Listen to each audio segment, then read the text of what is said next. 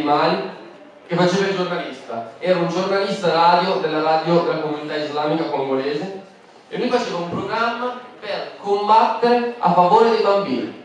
Faceva un programma, si chiamava Parola sulle enfants, e faceva questo programma in cui insegnava ai bambini i propri diritti, in cui invitava i bambini ad abbandonare le milizie ribelli, in cui invitava i ragazzi a cercare ad andare a scuola, a prendere coscienza di sé, di quello che li aspettava. Fatto di inchieste.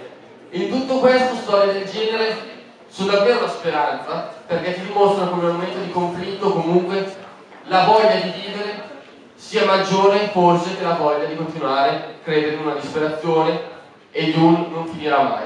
Beh, c'è invece queste realtà, questi momenti, questi vissuti di gente che nonostante tutto continua, crede nella speranza, crede in un miglioramento. Sono le cose che anche in situazioni disastrose come questa comunque rendono ottimisti. Grazie mille.